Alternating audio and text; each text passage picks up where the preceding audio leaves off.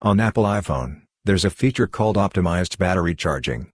It's better for your phone, but the charging speed adjusts based on your habits. If you don't want that and you'd like to disable optimized battery charging, you can do it easily. In this video, we'll show you how to turn off the optimized battery charging option on your Apple iPhone. To do this, open Settings.